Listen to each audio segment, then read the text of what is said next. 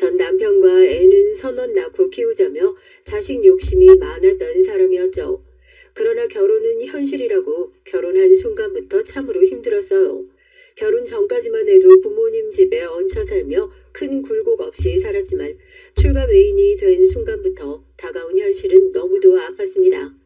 남편은 여유가 많은 사람이었어요. 금전적으로 여유가 많으니 본인만 믿고 따르라 했고 살림만 하면 된다고 했었죠. 그러나 막상 결혼을 해보니 가진 건 정말 하나도 없었고 둘이 살 수 있는 단칸방 하나 새 들어가는 것이 전부였습니다. 이런 현실 속에서 도대체 뭘 어떻게 해야 하는지 막막함에 아이를 낳을 엄두도 내지 못했죠. 저희 두 사람 하루에 밥 한 끼 먹는 것도 어려운 수준이었고 남편은 나가서 일을 한다고 내내 나가 있었지만 월급을 가져오는 게 없었습니다. 도대체 일을 하는데 왜 월급이 없는 거야? 당신 밖에서 뭐 하고 다니는 거야 지금? 뭘 뭐 하고 다녀? 일하고 다니지. 월급 조금 있으면 준대. 그러니까 보채지 말고 좀 기다려. 나라고 돈 안 들고 오고 싶겠어? 나한테 무슨 일 하는지도 안 알려주고 돈도 못 받아오고 어떻게 마냥 기다리냐고. 도대체 당장 오늘 먹을 것도 없는데 나가서 일도 못하게 하고 나도 어쩌라고. 알아서 할 테니까 좀 기다리라고 말하잖아. 아, 왜 이렇게 못 챙긴 거야? 도대체 그렇게 닥달하면 없던 돈이 생겨? 나와?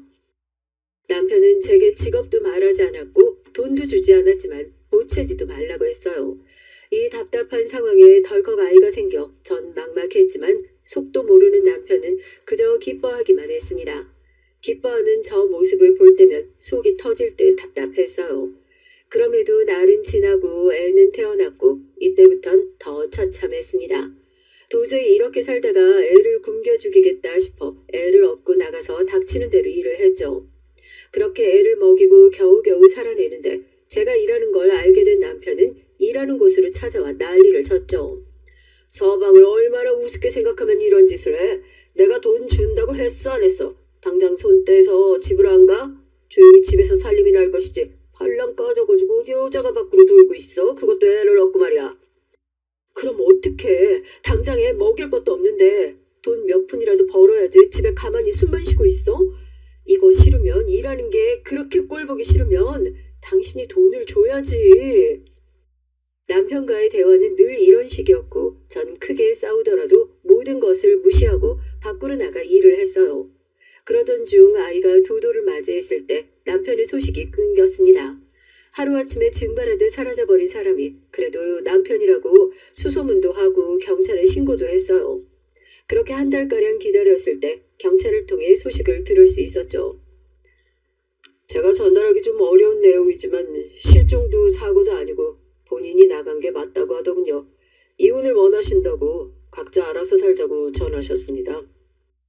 이렇게 사는 게 지긋지긋하다며 박차고 집을 나간 남편이었어요. 누가 하고 싶은 말인데 정말 억울했죠. 저 사람과 결혼만 하지 않았다면 이렇게 비참하게 살 이유도 없는데 속이 터질 듯 답답했습니다. 그렇지만 제겐 핏덩이 같은 아들이 있었고 애를 먹여 살리려면 하루도 멈춤 없이 앞만 보고 달려가며 살아야 했어요. 그 시대의 홀어머니는 다 똑같았지만 자식놈 먹여 살리겠노라 열심히도 살았죠.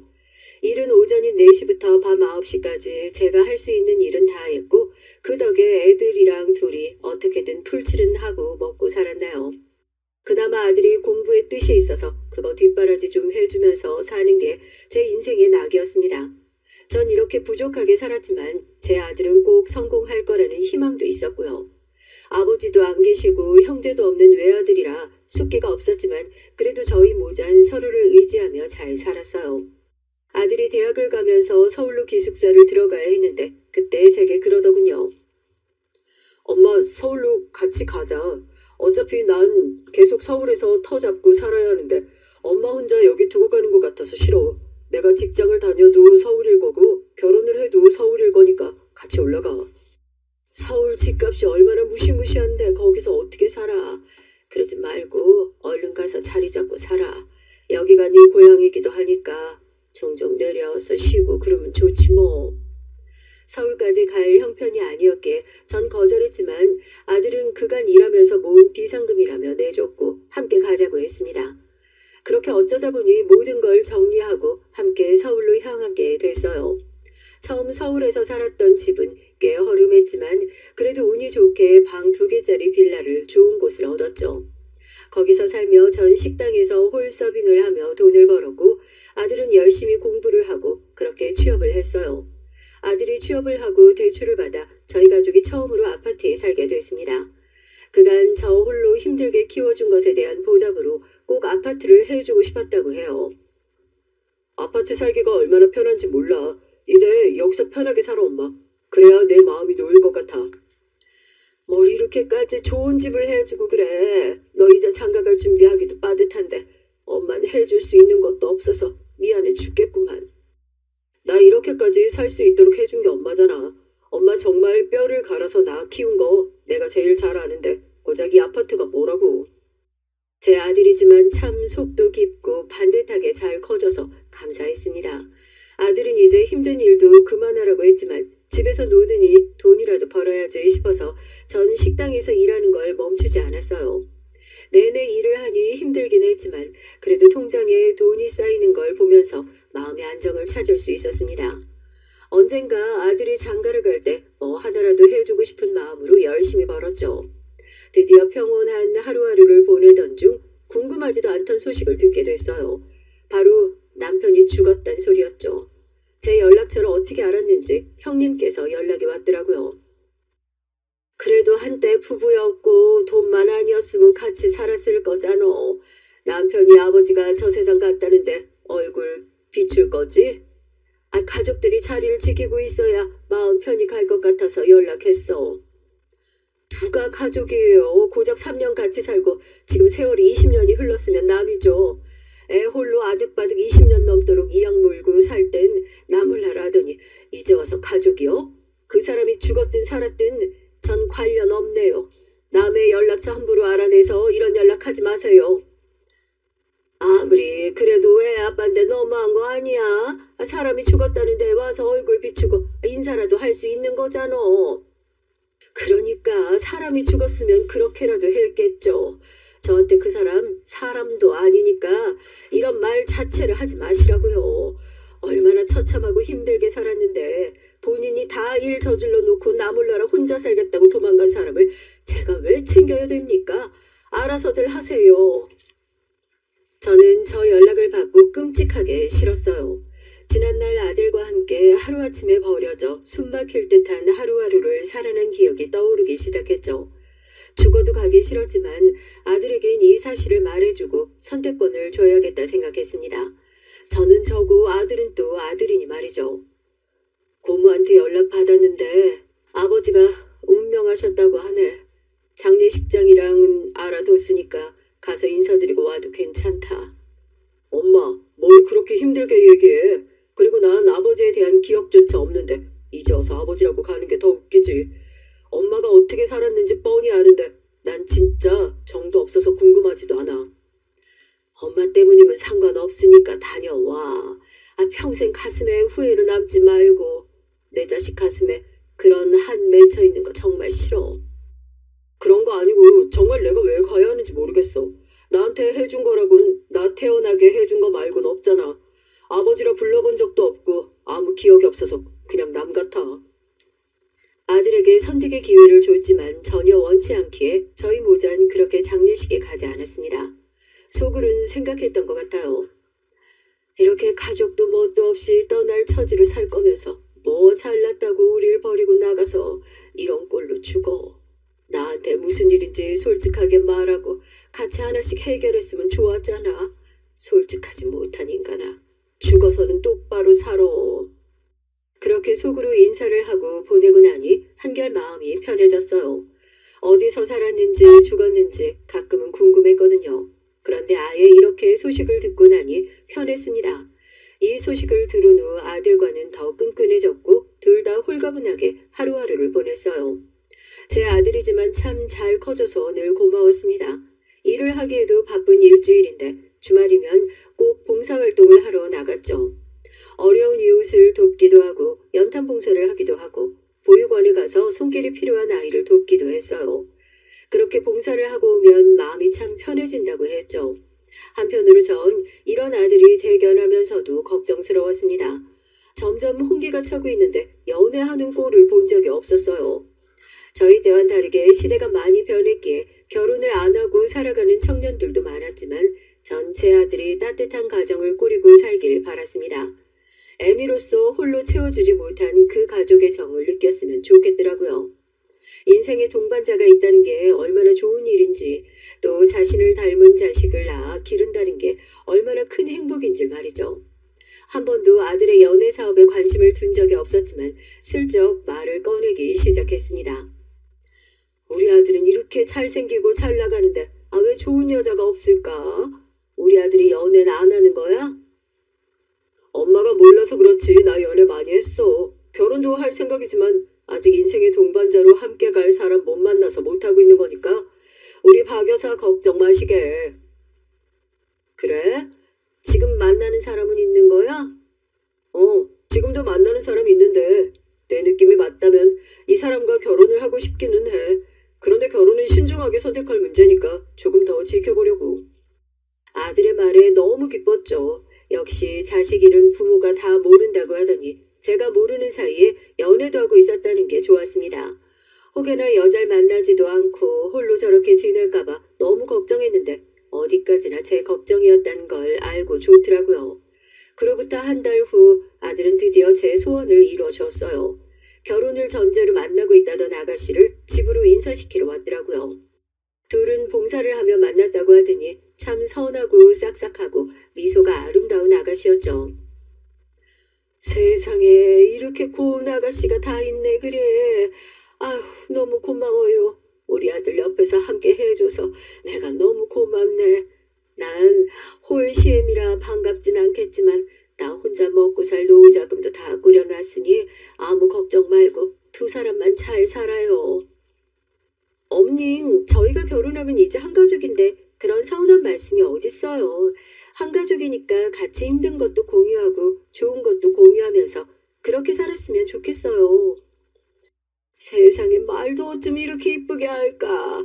내가 참 행복해서 눈물이 다 날 것 같네. 참 고마워요. 우리 아들 선택해줘서. 며느리는 정말 요즘 세상에 없을 인물이었습니다. 말을 참 예쁘게 하는데 그럴 때마다 안심이 됐죠. 또 사람 자체가 참 따뜻한 사람이라 외롭게 살았던 제 아들을 따뜻하게 품어줄 것 같았습니다. 광고 쪽 일을 한다고 하던데 원래도 야근이 많다던 며느린 나를 새기도 하고 참 힘들게 살았어요. 그걸 보는데 마음이 그렇게 쓰려서 제가 할 수 있는 건 많이 도왔습니다. 반찬이고 살림이고 할 시간도 없는 며느리를 대신해 허락을 받고 집에 가서 대신 청소도 해주고 냉장고를 채워주곤 했죠. 제가 이렇게 하면 며느리는 늘 전화를 했어요. 어머님 퇴근하고 오니까 새벽이라 이제 전화 드리는데 냉장고 열고 깜짝 놀랐지 뭐예요. 제가 꽃게탕 노래 불렀는데 어떻게 아시고 꽃게탕을 해두셨어요. 너무 감사해요. 청소도 이렇게까지 해주시고 늘 죄송해서 어쩌죠. 며느리가 꽃게탕 먹고 싶어 한다고 귀뜸해주기에 내가 바로 했지. 그렇게 잠도 못 자고 바쁘게 사는데 이 정도는 시애미가 해줘야지. 미안해 하지 말고 밥 꼭 챙겨 먹고 쪽잠이라도 꼭 자야 돼. 안 그러면 건강 다 잃는다. 알겠지? 며느리는 늘 제게 감사함을 표현했고 전 그걸로 상관없었어요. 대가를 바라고 한 것도 아니란 말이죠. 며느리가 집안에 온 이후 확실히 아들과의 분위기도 달라졌거든요. 이전보다 훨씬 밝아지고 서로 웃으며 대화를 나누는 일도 많아졌고요.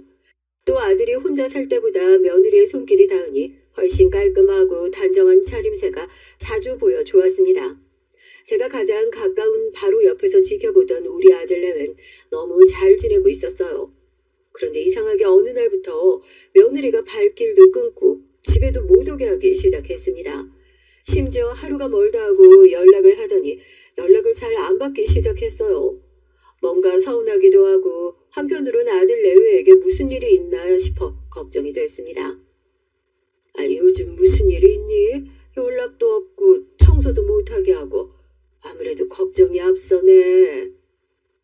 언제까지 어머님께 집안일 맡길 수는 없잖아요. 일이 있는 게 아니라 그냥 일이 너무 바빠서 겨우 한숨 자고 출근하고 또 일하고 그러다 보니까 연락할 틈이 없었어요. 그이랑은 연락 안 하세요? 아이, 그러니까 둘 다 연락을 잘 안 받아서 내가 걱정했지. 아이, 그리고 내가 살림 봐주면 어때? 난 상관없으니까 너 편한 대로 하자. 네, 어머님 안 오시는 게 제가 편해서요. 그냥 이제 그만 해주셨으면 좋겠어요. 한 번도 들어보지 못한 날이 서고 차가운 목소리에 조금 당황스러웠습니다. 그런데 또 한편으론 아들 내외가 결혼한 지도 2년이 지나가니 싸우는 일도 있을 거고 서로 안 맞는 것도 보일 거라 생각했어요. 이런 상황에 시어머니인 제가 자꾸 개입을 하면 아들 내외가 더 불편할 것 같아서 더 물어보지 않기로 했고 연락도 따로 하지 않았죠. 제가 연락을 따로 안 하니 정말 2달이 넘도록 조용한 아들 내외에 조금 당황스럽긴 했지만 나설 수 있는 것이 없어서 냅뒀습니다. 지인들에게 물어봤지만 의견이 2가지로 나뉘더라고요. 나서서 연락을 해보라는 의견도 있지만 자꾸 간섭하면 사이가 더 벌어지니 조용히 있으라는 말도 있었어요. 그래서 전 후자를 따라 조용히 있기로 한 것이죠. 이렇게 조용히 지내다 보니 벌써 연말이 다가오고 있었고 연말을 핑계로 아들 내외랑 식사를 해야겠다 싶었습니다. 제가 아들 내외를 좋은 곳으로 이끌어 함께 식사를 하면 어떨까 싶어서 좋은 곳을 알아보고 있었죠. 평소에 밖으로 잘 돌아다니지 않는 편이라 어딜 가야 할지 모르겠던 찰나에 지인들끼리 연말 모임을 호텔 레스토랑에서 한다고 나오라고 했죠. 가보고 괜찮으면 아들 내외를 데리고 또 와야겠다 싶어서 갔습니다. 오랜만에 좋은 곳에서 식사를 하는 거라 보는 것만으로도 참 기분이 좋아지더라고요. 약속 시간보다 조금 더 먼저 도착해 호텔 곳곳을 둘러보던 중 멀리서 며느리가 보였어요. 너무 반갑고 놀라워서 인사를 하려는데 그 옆엔 웬 중년의 남성이 보였고 며느리가 팔짱을 끼는 게 아니겠습니까? 순식간에 벌어진 일이라 순간 온몸이 굳어져 버렸지만 그들이 호텔로 향하는 엘리베이터를 타기에 저도 따라가야 했어요. 만약 이게 제가 생각하는 불륜이 맞다면 증거를 꼭 잡아야 했으니까 말입니다. 그러나 몇 층을 가는지 모르기에 며느리가 탄 엘리베이터를 타야 했는데 이건 너무 위험한 일이었죠. 그나마 다행인 건 호텔 레스토랑에 온다고 평소와 달리 화장도 하고 한껏 꾸며서 못 알아볼 수도 있겠다 싶었습니다. 급하게 전 스카프로 얼굴을 대충 가리고 엘리베이터에 마지막으로 탔어요. 그렇게 숨죽이고 엘리베이터에 타서 함께 올라가던 중 며느리가 내렸습니다. 전 걸리지 않게 숨소리도 내지 않고 그들 뒤를 쫓아갔고 팔짱을 끼고 중년 남성에게 아양을 부리는 며느리를 발견했어요. 오빠, 왜 이렇게 내 말에 대답을 안 해줘요? 나 서운하게. 오늘은 우리 좋은 시간 보내는 거 맞죠? 맨날 뭐가 그렇게 바쁘다고. 내가 나를 다 준다는데 그걸 거부하고 일부러 가는 거야? 나 진짜 삐져요, 정말. 연말이고 좋은 호텔까지 왔으니까 오늘은 나 기대할게요, 회장님. 알겠으니까 조용히 들어가자. 이것 봐, 우리 회장님 맨날 나한테만 차가워. 나 진짜 삐질래. 평소에 전혀 들어보지 못한 말투와 표정, 그리고 행동에 전 기절할 뻔했습니다. 무엇보다 저랑 동년배로 보이던 그 남성에게 저럴 줄은 상상도 못했어요. 혹시 몰라 조용히 그것들을 영상으로 찍어놨고 한 호텔방으로 들어가고 문이 닫히는 순간 전 주저앉았습니다. 그리고 찍어둔 영상이 잘 찍혔는지 다시금 확인을 했죠. 이때부터 머릿속이 복잡했습니다. 이제 이걸 어떻게 해야 되지?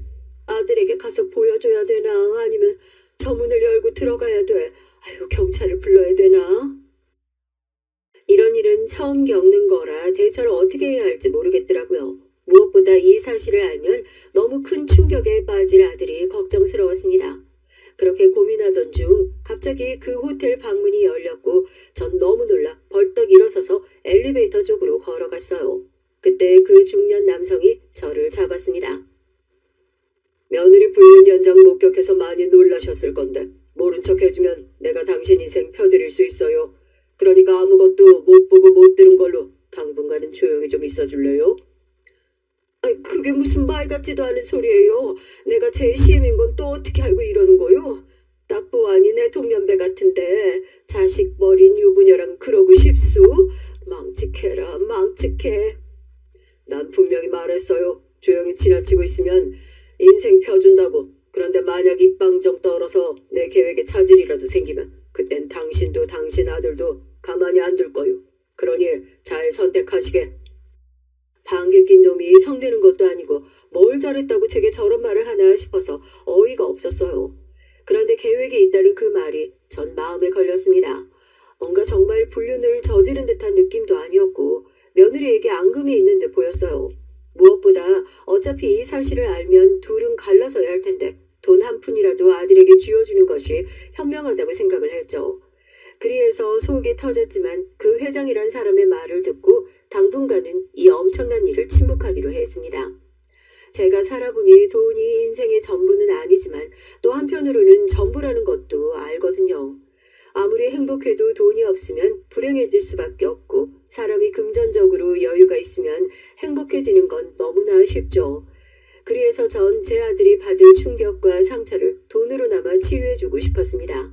그 돈으로 여유가 생기면 본인이 하고 싶었던 일을 해볼 수 있는 기회가 생길 수도 있으니 말이죠. 그러나 침묵하는 건 너무도 괴로운 일이었어요. 넌지시 아들에게 전화를 해보니 아들은 이미 괴로워 보였습니다. 요즘 통 연락도 없고 무슨 일 없는 거지? 그냥 자꾸 사소한 일로 다투고 그래서 서로 노력하고 있어. 이렇게 맞춰 나가는 거겠지 뭐. 그런데 이젠 내가 싫은 건지 별걸로 다 트집 잡고 뭐라고 하니까 내가 어떻게 해야 하나 싶어. 많이 다퉈? 외박하거나 그러진 않고? 대화하다 짜증나면 집도 나가고 그래. 상황이 좀 많이 안 좋아서 엄마한테 연락 안 했는데 이게 회복될 기미가 안 보여서 그냥 말하는 거야. 그렇다고 따로 연락하고 그러진 말고.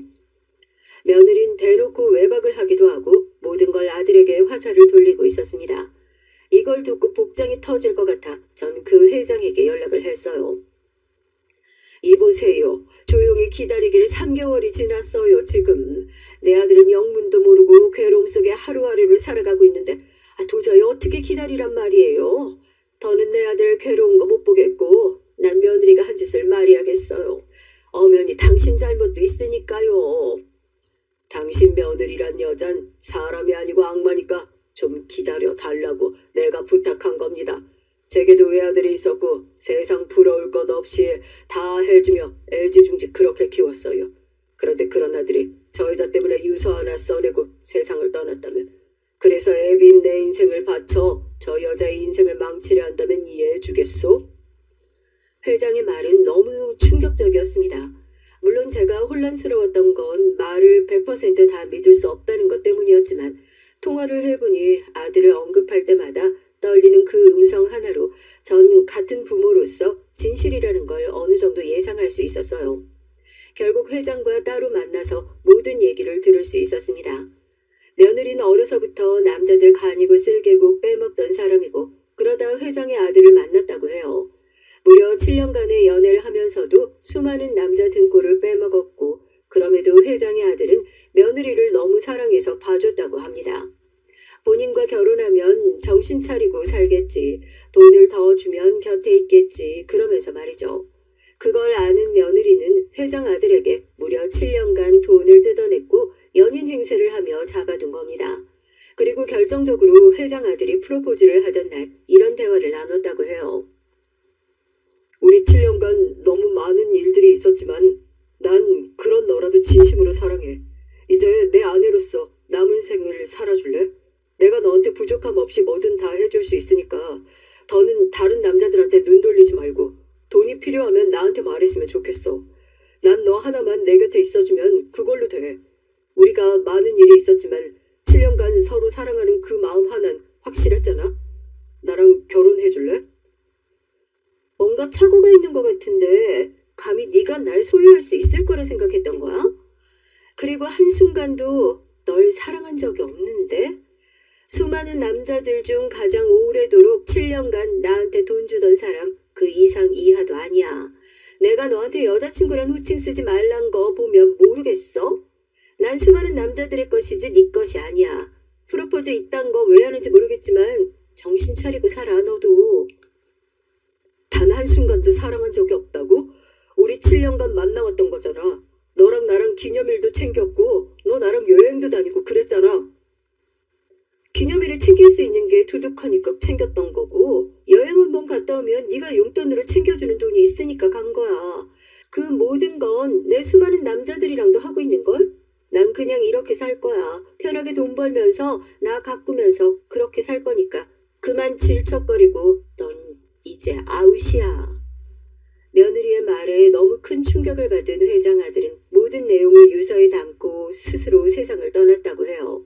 그 와중에 며느린 본인 때문에 사람이 죽었는데 온갖 거짓말로 본인을 포장했고 오히려 회장 아들이 강제로 7년간 괴롭힌 꼴로 남아버렸어요.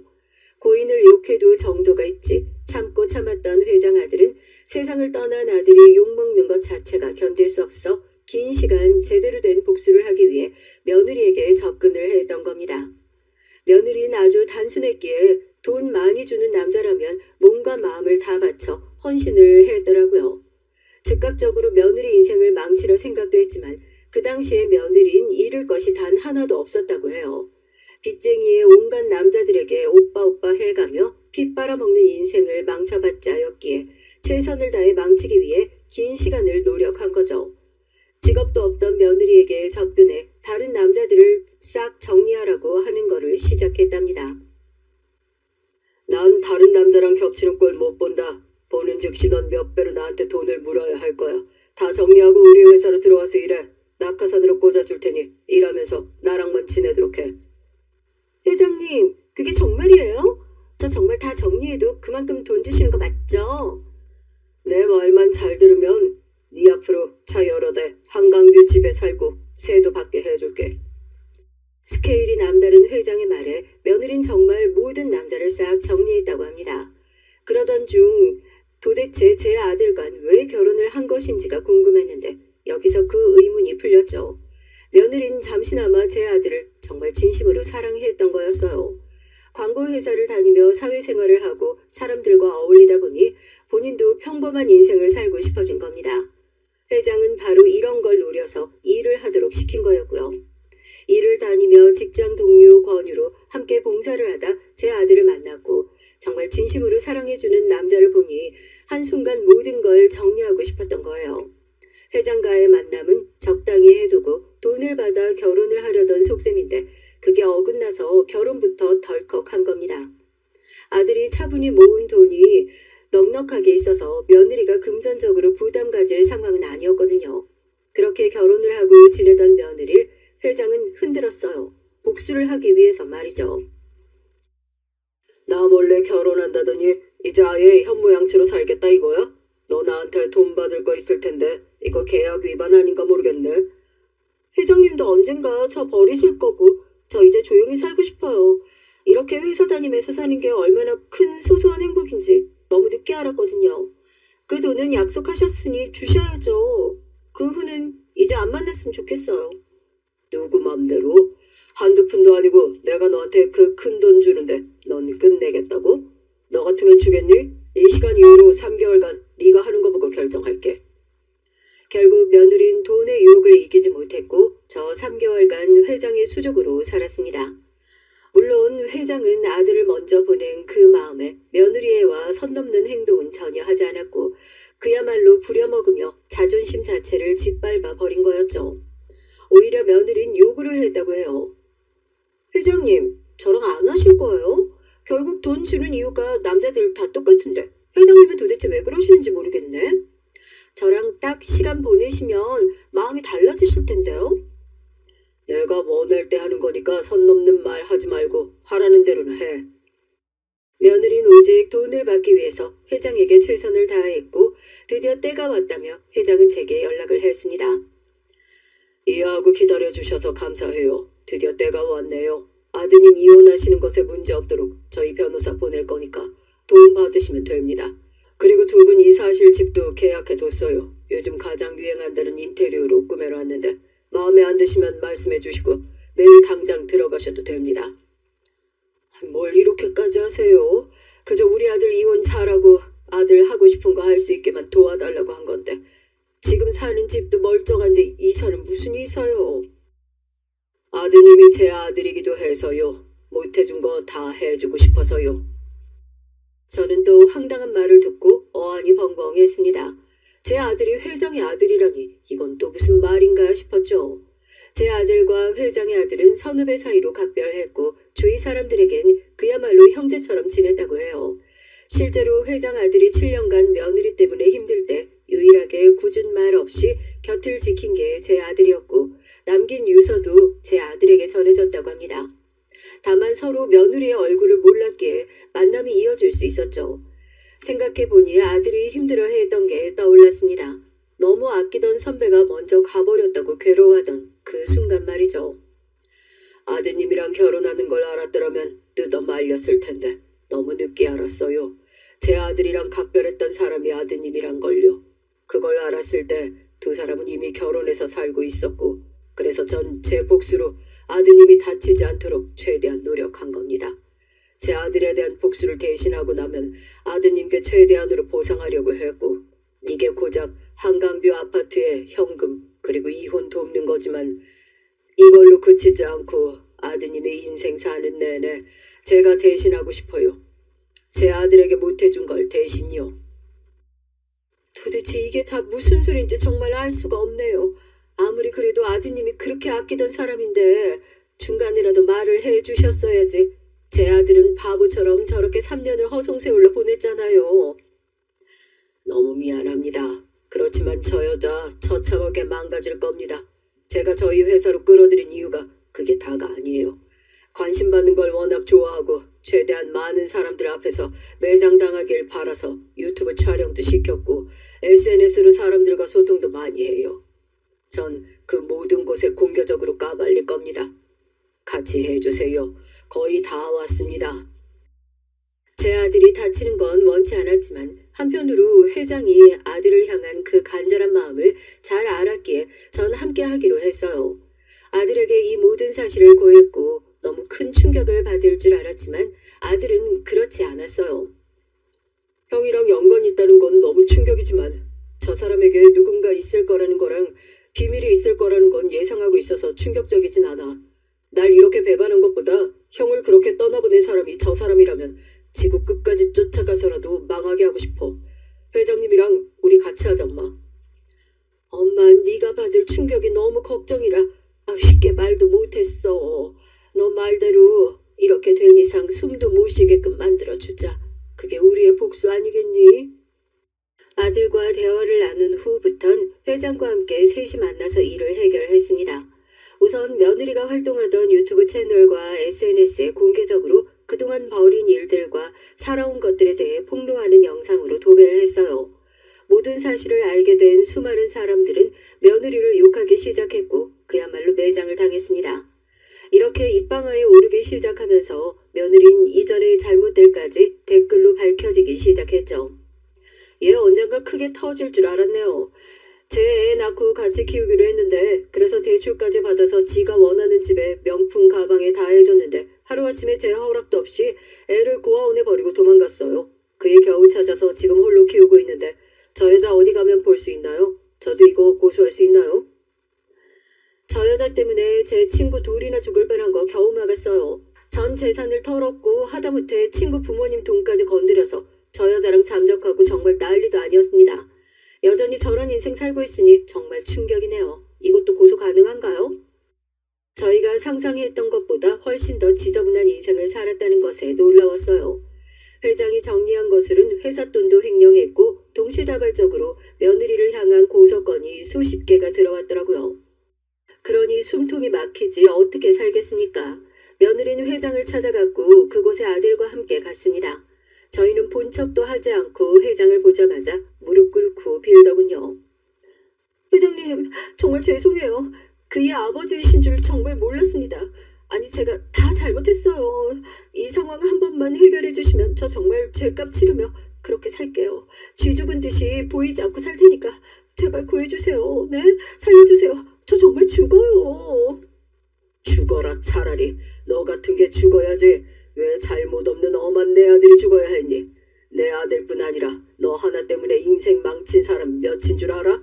죽을 거면 너 혼자 조용히 죽지. 왜 사람들에게 피해를 주고 그렇게 살아? 넌 아직도 정신 못 차렸고 앞으로도 그럴 거다.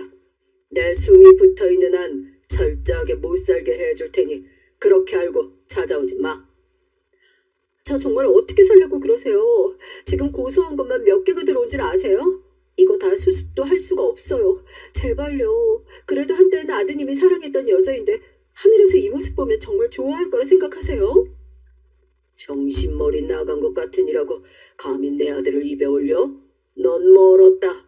근데 이럴 시간에 수습이나 하지 그래? 아직 한 발 남았는데. 회장의 말 끝에 또 다른 영상들이 돌아다녔습니다. 보니 제가 둘을 호텔에서 목격했던 바로 그날 나눈 대화였어요.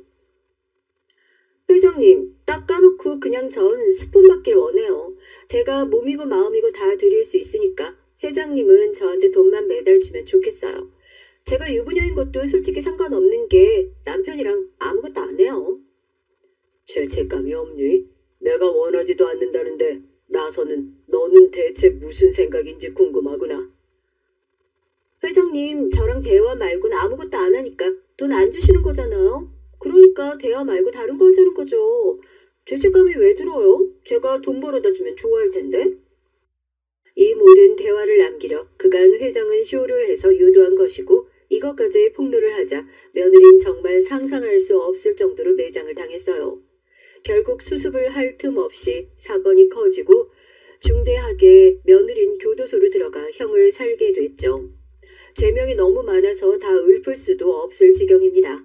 저런 여자를 제 며느리로 받들며 살았다는 게 참으로 후회스럽고 한탄스럽지만 이제라도 죄값을 치르니 괜찮다고 생각하고 있어요.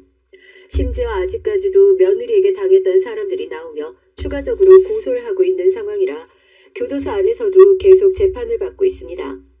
변호사의 말을 들어보니 절대 쉽게 나올 수가 없는 상황이라고 하더라고요. 물론 제 아들이 이 과정에서 많이 다치기도 했지만 또 다른 가족을 얻게 됐어요. 이 사건 때문에 회장과 전 정말 자주 만났고 처음엔 사건에 대한 얘기를 하다 자연스럽게 서로에 대한 얘기를 말하고 들어주길 반복했습니다. 그렇게 아무 이유 없이 만나 식사도 하고 차 한 잔을 마시기도 하며 서로에 대해 마음이 있다는 걸 확인했어요. 그리고 조심스럽게 회장이 말을 했죠. 참, 이 어지러운 상황 속에서 할 말은 아니지만 우리 진지하게 만나봐요. 내 평생에 먼저가 내 엄마 말고 여자는 없을 거라 생각했는데 아니라는 걸 이제야 알았어요. 다 늙어서 이게 무슨 주책인가 싶어서 몇 차례 거절하기도 했지만 제 마음에도 그이가 있었습니다. 그래서 천천히 만남을 갖다 이번 연도 봄에 재혼을 했어요. 지금은 회장님이 아닌 남편으로 함께 살고 있고 제 아들을 먼저 간 아들보다 더 극진하게 챙겨주고 있습니다. 아들 역시 저희 재혼을 너무 환영해 줬어요. 아들이 한동안은 충격과 상처로 힘들어하자 회장님이 그러셨죠. 그러지 말고 여행을 좀 다녀와 볼래? 그간 일하느라 못 가고 못 누린 것들 하나씩 누리다 보면 생각이 맑아질 것 같은데 어떠니? 그렇게 여행을 하고 돌아와서 남들보다 뒤처질까봐 그게 무서워서요. 여행은 하고 싶지만 너한테 예비가 있는데 뭐가 문제야? 다녀와서 회사 그만둬도 상관없고 사업을 해도 괜찮아. 네가 하고 싶은 건 뭐든 다 좋으니 이자라도 누리면서 살아라. 애비 좋다는 게 뭐야? 엄만 내가 챙길 거니까 이제 네 인생 살았으면 좋겠다. 그렇게 회장님의 설득으로 아들은 무려 1년간 세계 여행을 다녀왔어요. 그 1년간 저희 부부는 단둘이 오붓하게 시간을 보내며 더욱 각별한 사이가 됐습니다. 그렇게 1년 후 돌아온 아들은 어딘지 모르게 정말 씩씩하고 밝아진 모습이었어요. 그리고 저희에게 말했죠. 아버지 어머니 저 하고 싶은 게 생겼어요. 너무 맛있는 음식들을 먹어보니 제가 만든 음식을 누군가 맛있게 먹어주면 좋겠더라고요. 이제라도 공부해서 제 가게를 오픈해보고 싶어요. 많은 사람들에게 판매도 하고 또 어려운 이웃들에겐 무료 나눔도 하고 싶어요. 그래 좋다. 차분히 하나씩 준비해보자. 참 마음씨가 곱단 말이야. 무료 나눔하는 게 쉬운 일도 아닌데. 아버지가 돈이 많으니까 제가 이런 결정을 할 수 있었죠. 녀석 참. 그래 네 아버지가 더 열심히 벌 테니 넌 네가 하고 싶은 거 하면서 살아. 정말 아들이 하고 싶다는 건 뭐든 지원을 해줬기에 하루는 제가 물었습니다. 당신 너무 애를 감싸고 보호하는 거 아니에요? 저러다 뒤늦게 바람 들면 어쩌려고 그래. 적당히 해줘야지. 다 퍼주면 어떡해. 아직도 배 아파 낳은 아들 나보다 잘 모르네. 윤석이가 어디 그럴 인물이야. 내가 당장 100억 원을 통장에 보내도 100억 원을 죽을 때까지 현명하게 굴리며 살 인물이야. 내 아들은 그런 아들인데 당신 아들은 아닌가 봐. 뭐야, 말장난하기는. 우리 윤석이라고 해도 조금 걱정이라 그렇죠. 사업한다는 것도 그렇고. 내가 이 회사를 꾸려나가면서 수많은 사람을 만났고 겪으면서 살았어. 적어도 내 아들 윤석이가 어떤 인물인진 단번에 알았고 지내면서 보니 더 확실해졌어. 그러니 아들에 대한 걱정은 이제 그만하셔. 오히려 아들에 대해 더 깊이 알았고 둘이 보내는 시간이 더 많아졌습니다. 이렇게 행복해도 괜찮을까 싶을 정도로 행복할 때 집에 편지 한 통이 날아왔어요. 바로 며느리였죠. 부정 탈까봐 냅다 버리려고 하다 궁금해서 읽어봤습니다. 안녕하세요. 어머님 잘 지내고 계시더라고요. 전 이렇게 만신창이를 만들고 어머님도 그이도 회장님이랑 가족으로 살고 계신단 말 듣고 제가 배 아파 죽는 줄 알았거든요. 솔직히 억울하던데요. 전 부모 잘못 만나 사랑받아본 적도 없으니 그게 뭔지도 모르고 그저 돈만 가져다 주면 좋아하니까 그래서 어떻게든 돈 벌어다 준 거였고 그럴 거면 남자들 등골 빼먹는 거 말고 더 확실한 게 없었어요. 근데 이게 정말 잘못이라고요? 지네들이 좋아서 준 거잖아요. 회장 아들도 그래요. 7년간 내가 언제 지랑 연애를 해준다고 했다고 혼자 난리치다가 차이니까 죽어놓고 그게 또 왜 제 잘못이에요? 전 그럼 이 세상 살다 100번은 넘게 죽었어야 했다고요. 지금도 계속 고소하고 있고 계속 형량은 늘어가는데 이젠 포기했네요. 그래서 억울해서 편지 써봤어요. 그렇게 당당하면 저 좀 찾아와서 얼굴 좀 보고 얘기하죠 우리. 저 덕분에 회장이랑 결혼까지 하셨는데 설마 저 모른 척 하실 거 아니죠? 양심은 있다고 믿고 기다릴게요. 전 이 편지를 보며 많은 생각이 들었습니다. 지금쯤이면 속죄하고 살고 있겠지 싶었는데 여전히 피해의식에 쩔어 원망을 하고 있는 저 인생이 불쌍했어요. 그리하여 굳이 저희 가족은 저 여자를 보러 교도소까지 갔어요. 저와 회장님 그리고 제 아들 이렇게 저희 가족이 함께 앉아있는 모습을 보고 깔깔 웃더군요. 우와 대박이다 진짜. 머릿속으로 상상은 해봤는데 눈으로 보니까 가관이잖아. 아줌마가 그 옆자리에 어울린다고 생각해요? 아니 사모님 소리 들으면서 사니까 진짜 좋죠. 당신도 명품으로 휘감고 있네. 왜 돈 많은 회장 아빠 생기니까 인생이 막 신나고 좋아? 좋은데? 좋다 못해서 하늘 날 것 같은데 이렇게 든든하고 훌륭한 사람이 내 아버지라는데 누가 싫어하겠어? 당신이라면 싫겠어? 왜 뻔한 질문을 하고 그래? 여기까지 온 건 네 편지에 대한 답을 직접 눈으로 보여주려고 굳이 온 거야. 보다시피 우리 가족은 딱 이 모습으로 이렇게 지내고 있어. 그러니 도와줘라, 좋냐, 너무하다 뭐 이런 말 이제 그만해. 왜 나만 이렇게 살아야 하냐고. 왜 나만. 부모 잘못 만난 게 내 죄야? 너도 아빠 없이 살았으면서 어떻게 하루아침에 네가 회장 아들이냐고. 왜? 네 엄마가 왜 회장 사모고 나는 아무리 노력하고 발버둥 쳐도 늘 그 자리에 있는데 왜 너희들은 그렇게 살고 있냐고. 왜? 며느린 그야말로 악을 쓰며 울고불고 난리를 쳤고 정말 악기가 들린 줄 알았습니다. 한참을 홀로 쏟아내고 난리를 치다 지쳤는지 멍하니 절 보더군요. 그때 회장님이 입을 여셨죠. 네 인생 살아라 이제. 네가 저지른 일에 대한 책임지고 있는 그게 바로 네 인생이고 현실이야. 누구도 대신해 해줄 수 없고 대가 없는 돈은 세상에 없다. 네가 남들 등쳐먹고 피눈물 흘리게 해서 가져간 돈은 다 이런 결과를 낳는 법이야. 정말 돈이 많아져야 행복한 것이 네 인생이라면 남의 피땀 눈물을 훔치지 말고 네 스스로 피땀 눈물을 흘려서 벌길 바래. 지금도 네 얼굴과 목소리만 들어도 소름 끼치고 역하지만 그나마 너보다 어른으로서 한마디 하고 가마. 두 번 다시 내 가족들에게 연락하지 말고 내 가족들 건드리면 지금보다 더 처참한 인생 살게 될 거니 기대해. 회장의 말 끝에 악을 쓰며 울었습니다. 너무 억울하다면서 난리를 치는 바람에 교도관의 제지를 받기도 했죠. 가만히 쳐다보고 있는 제게 악을 쓰며 웃기냐고 묻기에 저 역시 끝으로 한마디 해줬어요. 너의 인생이 참 불쌍하다. 네 부모는 와본 적도 없다고 들었는데 왜 그런 것 같니? 결국 넌 부모를 위해 몸 바쳐 돈 벌어 가져다 줬다고 하지만 전혀 아닌걸. 그들은 널 자식으로, 넌 그들을 부모로 여긴 적이 단 한순간도 없었던 거 알잖니? 넌 스스로 아무리 부정해도 이미 끝난 사이라는 걸 알잖아. 부모 각자 재혼하고 자식도 있고 네가 준 돈 돌려주고 있다고 들었다. 계속 그렇게 살면 네 부모로 살지 않겠다고 했던 게 네 부모인데 넌 결국 부모 핑계로 네가 더럽게 사는 걸 합리화한 거야. 지금이라도 그걸 깨닫길 바란다. 도대체 언제 세상 밖으로 나올지 모르겠지만 그땐 적어도 사람처럼 살아야 하지 않겠니? 니들이 뭔데 나한테 훈계야. 내 부모가 뭘 하든 말든 니들이 뭐라고 그딴 말 하지 마. 나 뒤집어지는 걸 보고 싶어? 너희들끼리 그 행복이 뭐 얼마나 갈 것 같은데? 웃기지 말라고. 그래, 이 말은 해줘야지. 네가 원하던 돈, 명예, 가족, 모든 걸 우리는 이뤘다. 너 하나 덕분에 말이지. 이건 참 고맙네. 제 말 끝에 앉아있던 의자를 던지고 난리를 치는 바람에 면회는 모두 끝이 났어요. 끝까지 두 눈이 시뻘개질 정도로 표독스럽고 울고 난리를 치던 며느리의 모습은 보기 좋지 않았습니다. 그야말로 악기가 들린 것 같아 보였지만 저희는 한 번쯤 가서 말을 해야 한다고 생각했어요. 안 그럼 추후 출소 후 저희를 찾아와 괴롭힐 것 같았습니다. 그렇게 묵혔던 말도 시원하게 하고 돌아오니 이제야 가슴속에 자리했던 악한 것들이 전부 사라지는 기분이 들었어요. 돌아오는 길에 저희 가족은 약속 하나를 했습니다.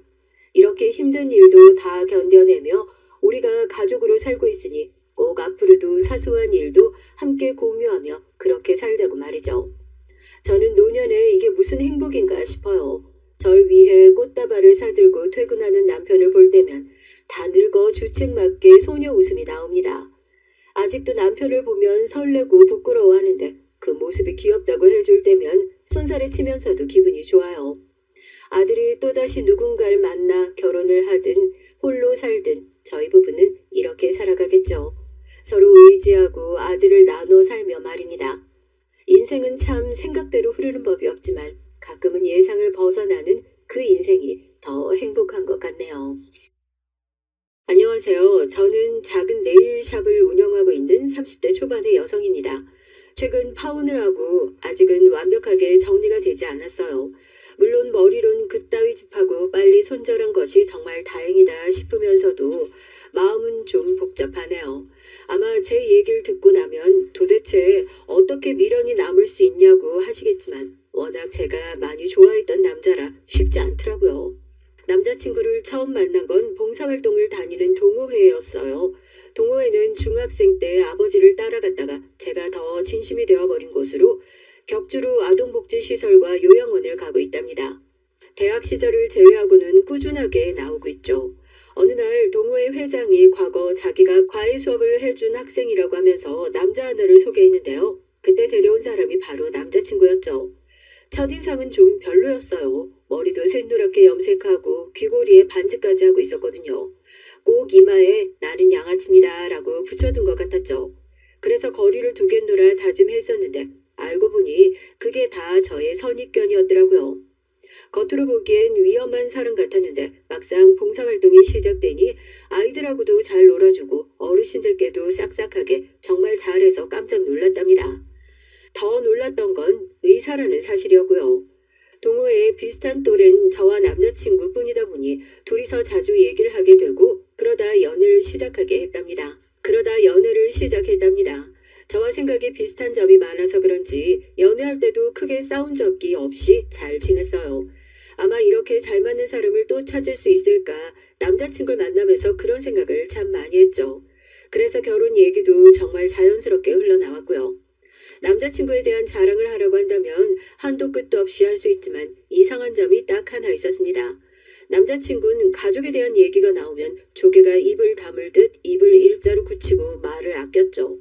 사적인 부분이라 당연히 그럴 수 있다고 생각했지만 사귀는 기간이 3년이 넘어가면서 왜 남자친구가 가족 얘기를 숨기는 것일까 의문이 들기 시작했어요. 결혼을 결정하고 나선 남자친구에게 직접적으로 물어보기도 했죠. 결혼까지 약속을 했는데 숨길 필요가 뭐가 있겠냐 싶었거든요. 그럼에도 남자친구는 자신이 정리가 되면 얘기를 해주겠다는 말로 상황을 피하기만 했어요. 우리 결혼까지 약속한 마당에 가족들은 언제 소개시켜 줄 거야? 적어도 미리 인사를 드려야 될 거 아니야. 자기는 우리 가족들하고 다 만났으면서. 조금만 더 시간을 주면 안 될까? 아직 내가 준비가 안 됐어. 아니, 가족 시켜주는데 자기가 무슨 준비를 해야 되는데? 자기 혹시 무슨 출생의 비밀 이런 거라도 있어? 그래서 그래? 설마 드라마 너무 많이 본 거 아니야?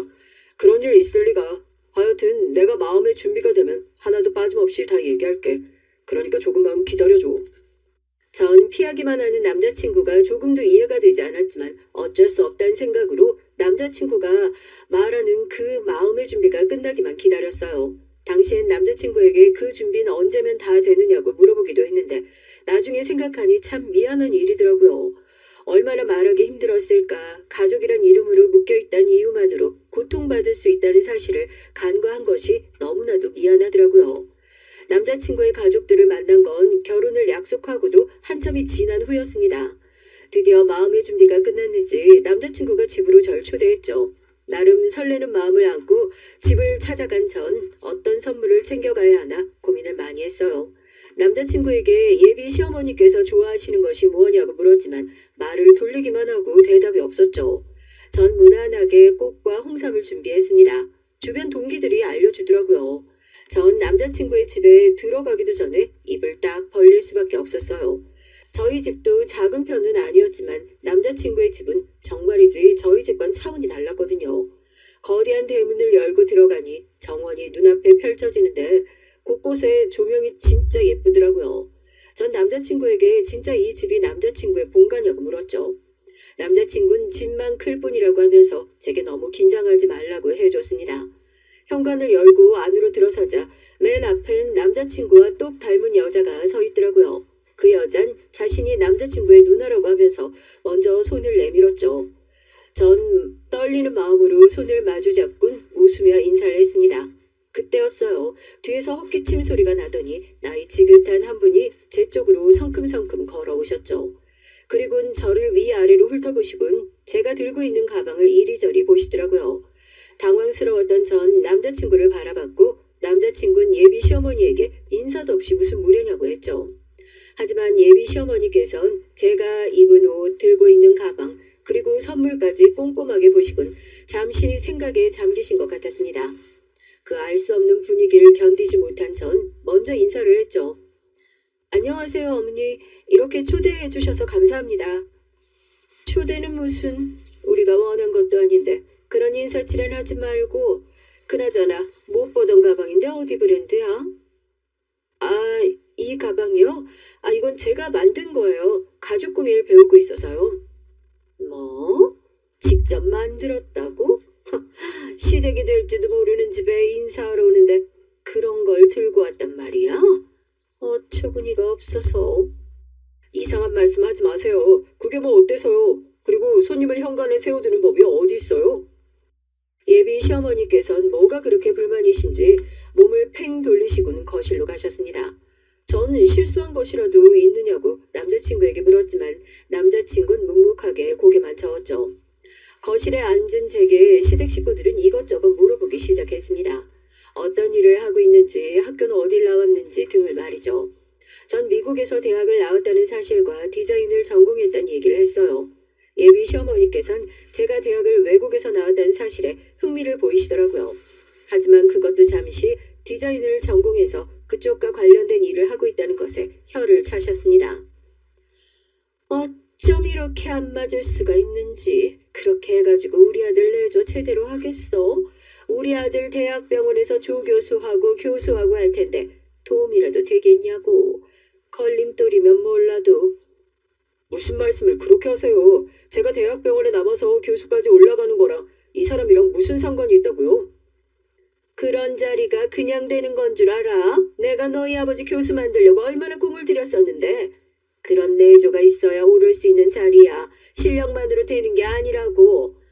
아휴, 그래서 내가 같은 의사를 만나던가 아니면 의사 가문을 찾아준다는데 기어코. 그 얘기는 하지 않기로 하셨잖아요.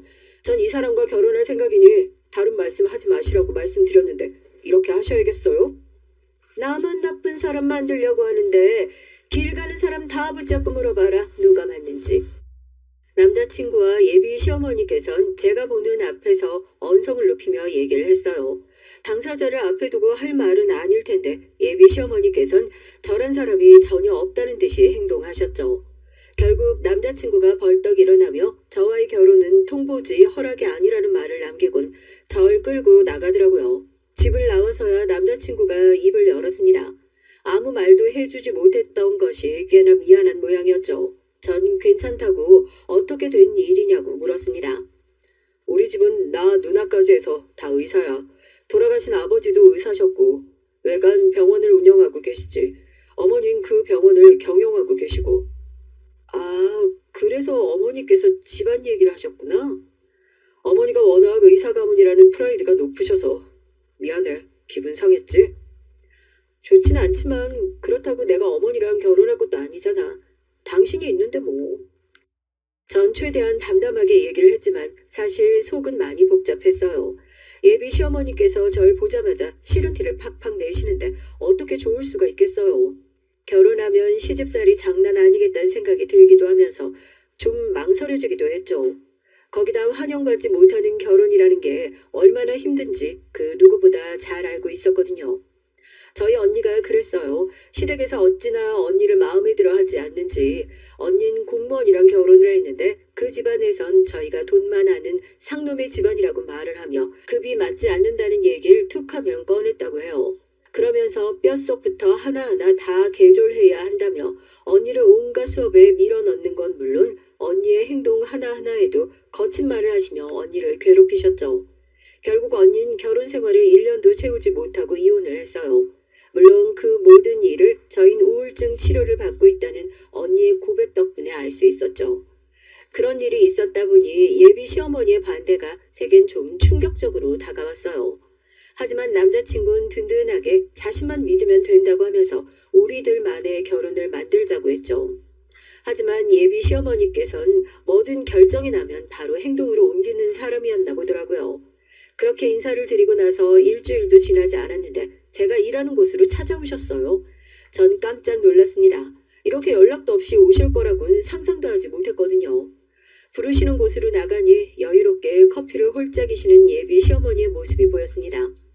전 망설이며 예비 시어머니께 다가갔죠. 예비 시어머니께선 고개를 까딱하시며 제게 자리에 앉으라고 하시더니 한참을 저만 보고 계셨답니다. 전 그런 예비 시어머니의 시선에 눈을 아래로 하곤 가만히 말씀을 기다리고 있었죠. 예비 시어머니께서 찾아오셨다는 소리에 동기들이 무슨 말을 하더라도 가만히 눈을 아래로 하고 있으라고 하더라고요.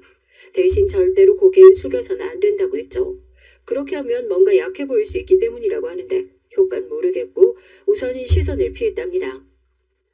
우리 아들이 어디에 반해서 죽어도 너랑 결혼을 해야 한다고 하는지 모르겠네. 눈이 튀어나올 정도로 미인도 아니고 그렇다고 몸매가 좋은 것도 아니고 비실비실 하는 게 아들은 낳을 수 있을지 모르겠는데 어디 매력이 있어서 나원 참. 그런 말씀하시러 여기까지 오신 건 아니겠죠? 여기까지 무슨 일이세요? 꽤나 당돌한 구석이 있구나 너. 그런 패기는 좀 있어야지. 그래, 너희들이 결혼하는 건 그냥 못 이기는 척 넘어가 줄 테니 제대로 된 성의는 보이도록 하렴. 빈손으로 의사 남편 데려갈 생각은 꿈에도 하지 말란 말이야. 그런 부분은 저와 그이가 결정할 문제죠. 두 사람이 서로 의논해서 현명하게 결정하겠습니다. 현명하게? 그 현명함이 누구한테 유리한데? 솔직히 의사 남편을 데려가면 적어도 13, 5개 이상은 해서 와야 할 것 아니야.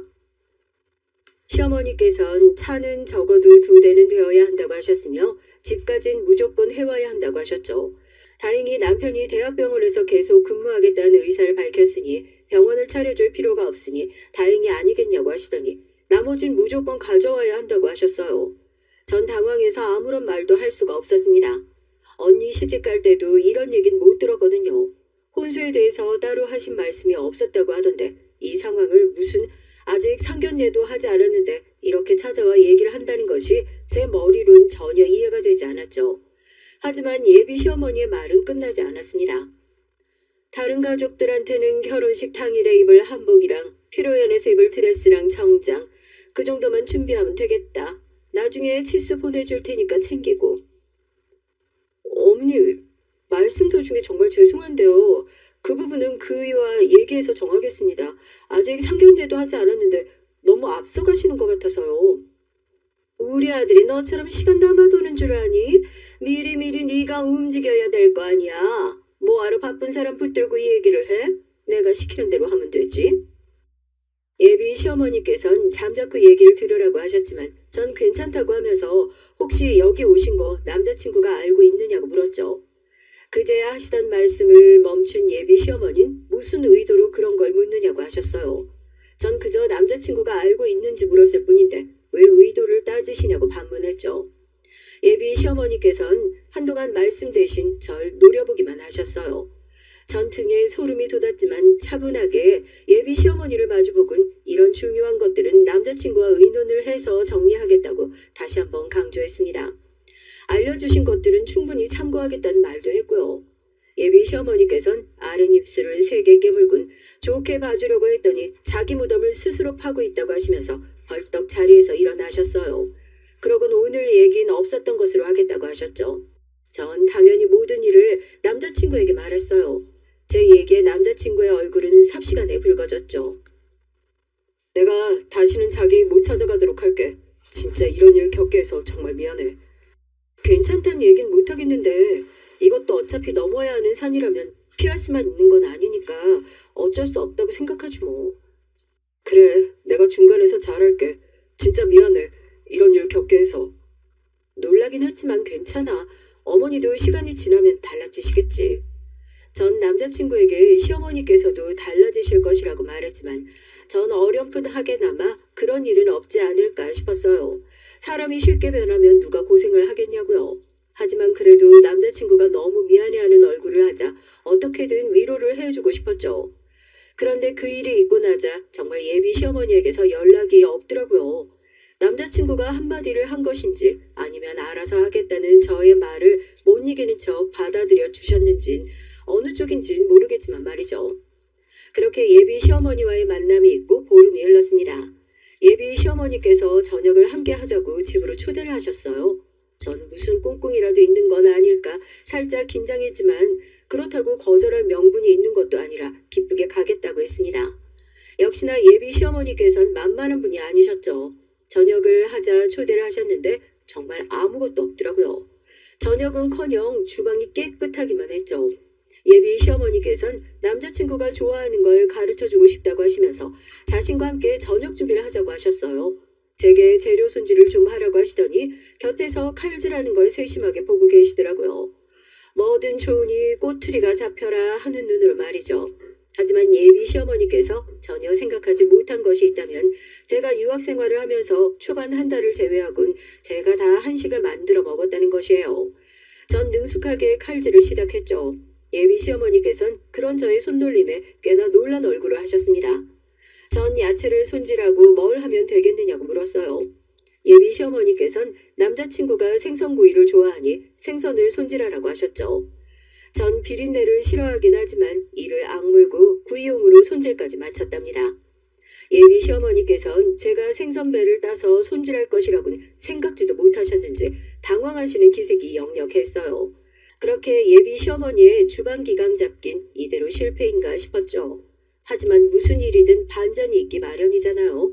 예비 시어머니께서는 남자친구가 꼬막을 좋아한다고 하시면서 꼬막 무침을 하자고 하시는데 제게 맛을 좀 보라고 하시더라고요. 맛을 봐야 다음에도 해줄 수 있지 않겠느냐고 말이죠. 전 조심스럽게 야채를 입에 넣어봤습니다. 확실히 맛이 있더라고요. 감칠맛이 나는 게 배워두면 좋긴 하겠다 싶었죠. 그런데 그때였습니다. 예비 시어머니께서는 제게 뭐하는 짓이냐고 호통을 치셨어요. 아니 내가 맛을 보고 기억해두라고 했는데 지금 뭐하니? 먹었어요 어머니. 진짜 감칠맛이 너무 좋은데요? 꼬막을 먹어봐야 양념 잘 들어갔는지 알지. 지금 야채 몇 개 주워 먹고 맛있다는 소리가 나와? 어서 제대로 먹어보고 똑바로 기억하렴. 어머니 제가 갑각류 알레르기가 있어서요. 조개류의 음식을 먹으면 안 되거든요. 전 예비 시어머니에게 제가 꼬막이 아닌 야채를 먹어본 것에 대해 말씀을 드렸죠. 하지만 예비 시어머니의 반응이 가관이었습니다. 어떻게 이럴 수가 있나 소리가 저절로 나왔어요. 예비 시어머니께서는 그게 무슨 상관이냐는 얼굴로 쓸데없는 소리 하지 말고 먹어보라고 하셨죠. 전 다시금 알레르기가 있어서 안 된다고 했어요. 알레르기가 뭐? 많이도 아니고 잠깐만만 보라는데 무슨 죽을 것처럼 얘기를 하니? 먹고 힘들면 들고 다니는 약 먹어주면 될 일 아니야. 너 약도 안 들고 다니니? 어머니, 그것과는 상관없어요. 뻔히 먹으면 위험하다는 사실을 아는데 왜 제가 먹어야 돼요? 넌 내 말을 뭐로 듣고 있니? 내 아들이 좋아한다니까.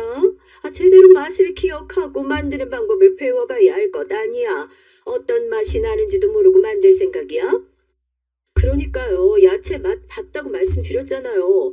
지금 어머니 말씀은 저더러 죽으란 소리밖에 안 되는 거 아세요? 짜증이 난 제가 조금 강한 어투로 말했죠. 그제야 예비 시어머니께선 누굴 살인자로 몰고 있느냐며 기분 나쁜 티를 팍팍 내셨죠. 그러곤 아직 결혼도 하지 않은 며느리가 벌써부터 시어머니 머리 꼭대기에 올라오려고 한다고 화를 내셨습니다. 결국 하고 계시던 앞치마를 던지고는 마음대로 하라고 하면서 방으로 들어가 버리셨어요. 전 예비 시어머니가 화를 내시는 이유를 조금도 짐작할 수 없었죠. 도대체 어느 부분에서 화를 내시는 포인트인지 모르겠더라고요. 전 담담하게 하던 음식을 냉장고에 정리해서 넣곤 예비 시어머니에게 가보겠다고 하면서 집을 나왔습니다. 그날 늦은 저녁 남자친구가 예비 시어머니와 무슨 일이 있었느냐고 전화가 왔어요. 어머니가 당신한테 무슨 해코지한 건 아니지? 어머니 지금 중리산이 하시면서 난린데 설마 당신한테까지 함부로 하신 건 아니겠지? 내가 알레르기가 있다고 설명을 드렸는데도 무조건 먹어보라고 하신 것을 제외하고는 딱히. 제 말에 남자친구는 숨을 몰아쉬며 그게 무슨 소리냐고 캐묻기 시작했어요. 전 있었던 일에 대해 얘기를 하고는 앞으로 예비 시어머니께서 집으로 부르셔도 가지 않겠다고 말했죠. 그리고 남자친구에게 빨리 결혼해서 독립을 완벽하게 하는 것이 좋겠다고 말했답니다. 남자친구는 앞으로 예비 시어머니와 따로 만나는 자리는 만들지 말라고 하더군요. 전 그렇게 하겠다고 했죠. 사실 이때 결혼을 엎었어야 했던 것이 맞는데 결국은 남자친구가 좋아서 차마 헤어지자는 말을 못했답니다. 하지만 예비 시어머니의 괴팍함은 여기서 끝이 아니었어요. 얼마 뒤 예비 시어머니는 자신이 실수한 것 같다고 하시면서 제게 미안하다고 사과를 하시더라고요. 전혀 생각지도 못했는데 이게 무슨 일인가 했죠. 그래도 사과는 하시니까 받기는 했지만 찝찝함을 감출 수가 없었죠. 예비 시어머니는 너무 미안해서 식사라도 대접하고 싶다고 하시면서 절 유명 레스토랑으로 불러내셨습니다. 전 미심쩍은 마음으로 약속 장소로 나갔어요. 그리고는 깜짝 놀라서 움직일 수가 없었답니다. 예비 시어머니가 부르신 곳은 남자친구가 일하는 병원 의사의 아내들이 모여서 식사를 하는 자리였던 것이었어요. 아직까지 남자친구와 함께 이런 자리에 가본 적이 없던 절 위아래로 훑어보는 사람들의 시선을 고스란히 혼자서 견뎌야 했죠. 예비 시어머니는 사람들을 소개시켜주면서 앞으로는 제가 다 챙겨야 한다고 하셨습니다. 아직 배울 게 많으니까 사모님들이 많이 가르쳐 주세요. 어머, 시어머니께서 얼마나 훌륭하신 분인데 저희가 뭘 하겠어요. 요즘 애들이 어디 시어머니 말 듣나요? 자기들끼리 한다고 큰 소리나 치고 저는 뒷방 늙으니 밖에 더 하겠나 싶어요. 무서워서 무슨 말을 못하겠더라고요. 결혼 준비하면서 도와주고 싶어서 얘기 꺼냈다가 한 소리 하는데 아우. 어머, 그렇게 안 보이는데 이래서 사람들일 땐 집안해보라고 하잖아요. 아쉬우시겠어요. 강 교수님이 그렇게 탐내시던데. 예비 시어머니의 말 하나에 전 졸지에 어른 공경조차도 하지 못하는 여자로 낙인 찍혀버렸어요. 다들 제게 모르는 것은 배워야 하는 것이 아니냐는 말부터 시작해서 집에서 못 배운 티를 이렇게 내는 건 아니라는 등의 말을 쏟아냈죠. 정말 아주 미칠 것 같더라고요. 전 몸이 불편하다는 이유를 들어 자리를 벗어났지만 등 뒤로 역시나 가문이 중요하단 말들이 따라왔답니다. 이 일이 있고 나니 상견례고 뭐고 다 때려치우고 싶은 마음이 가득했어요. 내가 꼭 이 결혼을 해야 하나 의문이 들기도 했고요. 하지만 남자친구의 미안해하는 얼굴과 이 고비만 넘기면 우리 둘이 행복할 수 있다는 바보 같은 행복 회로를 돌리며 참았죠. 저와 남자친구는 상견례 장소를 저희 사촌 언니가 운영하고 있는 한정식으로 예약을 했어요.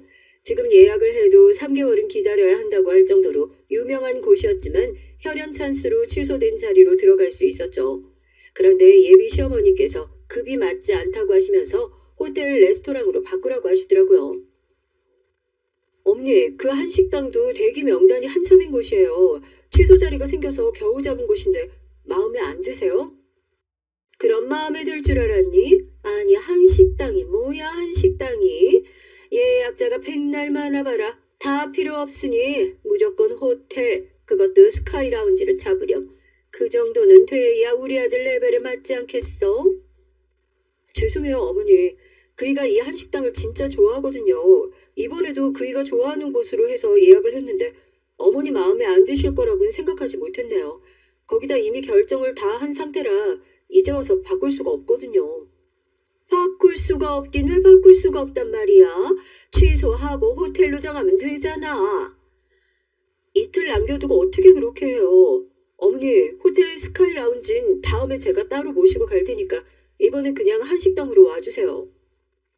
예비 시어머니께서는 자신을 어떻게 이렇게 무시할 수 있냐고 하시며 자기가 원하는 곳으로 옮기지 않으면 상견례 날에 가지 않겠다고 하셨어요.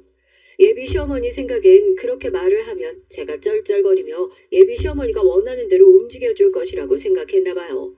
하지만 어림도 없죠. 전 어쩔 수 없지 않겠냐고 말하며 예비 시어머니께서 오시지 않더라도 다른 가족들이 대신하면 그것으로 그냥 상견례 한 것으로 알겠다고 했죠. 예비 시어머니께서는 지금 무슨 말을 하는 것이냐며 저더러 싹수가 노랗다고 소리를 지르셨어요. 전 끝까지 담담하게 그럼 그날 뵙겠다고 말씀드리곤 전화를 끊어버렸답니다. 이렇게 시작부터 삐걱거린 상견례는 당일이 되어 더 난리였어요. 예비 시어머니께서는 등장부터 시작해서 잠시도 쉬지 않고 투덜거리셨죠. 음식 맛을 타박하는 건 기본이요. 이런 허접한 곳을 예약한 저의 안목을 어쩌면 좋으냐는 소리도 하시더라고요. 정말이지 어처구니가 없었죠. 아버지와 어머니께서는 좋은 날인데 굳이 그렇게 나쁜 소리 하실 필요 있으시냐며 점잖게 말씀하셨지만 예비 시어머니는 멈추질 못하셨습니다. 거기에 기름을 붓는 격으로 남자친구가 앞으로 결혼을 준비하면서 가장 중요한 건 당사자의 의견 아니냐고 두 사람이 서로 얘기해서 결정하겠으니 그저 지켜만 봐주셨으면 좋겠다고 말했죠. 예비 시어머니께서는 무슨 의도로 하는 말이냐고 바로 물어보시더군요. 우리가 알아서 결혼식 준비를 할 테니 양가 부모님은 불안하시더라도 믿고 지켜봐 주셨으면 좋겠다는 소리예요. 예물이니 혼수니 그런 것들 다 우리가 의논해서 결정하겠습니다. 혼수나 예물은 집안이 주고받는 건데 어떻게 어른들이 가만히 있을 수 있단 말이니? 안 그렇습니까, 사돈? 어른들이 나서서 진행해야 하는 것들이 있는데 그걸 아이들한테만 맡겨둘 순 없죠. 글쎄요. 저희는 큰애 시집 보낼 때도 그랬지만 요즘 아이들은 자기들 생각이 뚜렷해서요. 전 아이들이 원하는 대로 했으면 좋겠네요. 예비 시어머니께서는 저희 어머니의 말씀에 할 말을 잃으셨는지 입만 떡하니 벌리고 가만히 있으셨어요. 그리고는 더 이상 할 말도 없는데 이만 일어나야겠다고 하시면서 벌떡 일어나 자리를 박차고 나가셨죠. 그 모습에 저희 부모님은 기분 나쁜 티가 역력하셨지만 우리도 일어나자고 하시며 제게 집에서 보자는 말씀만 남기고 가셨답니다. 남자친구는 예비 시어머니 때문에 미칠 것 같다고 하면서 한숨을 내셨고 그런 남자친구의 어깨를 두드려주는 것이 제가 할 수 있는 전부였죠. 아니나 다를까 집에 도착한 전 바로 부모님께 불려갔습니다. 두 분은 꼭 이런 결혼을 해야 하느냐고 하셨죠. 남자친구가 믿음직스럽고 좋은 사람인 건 알겠지만 예비 시어머니가 너무하지 않느냐고 한숨을 쉬시더군요. 제가 과연 견디고 살 수 있을지가 의문이라고 하시면서 아무리 사랑이 좋아도 결혼은 집안과 하는 것이니 생각을 다시 해보라고 하시더라고요. 차마 대놓고 파혼하라는 말씀은 못하시고 제게 빙빙 돌려 말씀하시는데 그 마음이 이해가 돼서 죄송한 마음이 더 커졌죠. 전 생각해보겠다고 말씀드리곤 제 방으로 돌아왔답니다. 전 이때부터였어요. 진지하게 파혼을 고민했던 것이 말이죠. 이런 제 고민을 정말이지 가볍게 해줄 만한 사건이 일어났는데요. 상견례 당일에 나오지 않았던 예비 신우가 제게 따로 하고 싶은 말이 있다고 봤으면 좋겠다고 하더라고요. 예비 신우인 집에 처음 인사를 드리러 갔을 때 처음 악수를 청한 것을 제외하곤 다른 말이 없었어요. 그래서 너무나도 의외의 연락에 조금은 어리둥절하게 약속 장소로 나갔죠. 두 번째 보는 얼굴이지만 진짜 남자친구를 많이 닮았더라고요. 피부과 의사라고 들었는데 그 때문인지 뭔가 화려하다는 느낌을 받았습니다. 물론 저의 선입견일 수도 있겠지만 말이죠. 예비 신우는 자신이 알아서 적당히 시켰다고 하곤 밖에서 보니 그때와 느낌이 좀 다르다고 먼저 얘기를 꺼내셨죠. 그날 참 순하고 사람이 착해 보인다고 많이 생각했는데 이렇게 보니 또 아니네. 그런가요? 아마 일하는 도중에 나와서 그렇게 보이시는 것 같네요. 상견례 때 못 오신다고 연락 받았어요. 많이 바쁘셨다고요? 그러니까 내가 갔어야 됐는데 그래서 건방진 소리나 하는 그 주둥이를 확 잡아 째주는 건데 말이야. 전 순간 제 귀를 의심했습니다. 방금 내가 무슨 소리를 들었지 싶었죠. 지금 예비 신우이가 주둥이를 잡아 째겠다고 했던 것 같은데 진짜 그 말이 저를 향한 것인가 싶더라고요. 당황하는 저와 다르게 예비 신우인 담담하게 눈앞에 커피를 마시며 저를 보곤 빙긋 웃더라고요. 많이 놀랐어? 말이 아닌 걸 내뱉는데 그럼 그걸 그냥 두면 되겠어? 아니 어느 집안에서 결혼을 자식들 손에 맡겨서 한다 그래? 아무리 못 배워 처먹은 집안이라 하더라도 그렇게는 아니지. 정확하게 해올 건 해오고 받을 건 받고 안 그래? 저흰 그렇게 결혼하고 싶지 않아서요. 두 사람의 결혼인데 왜 우리 둘의 생각대로 하면 안 된다고 하시는지 모르겠네요. 물론 바쁘겠지만 그 정도 시간은 충분히 낼 수 있거든요. 그이도 저도.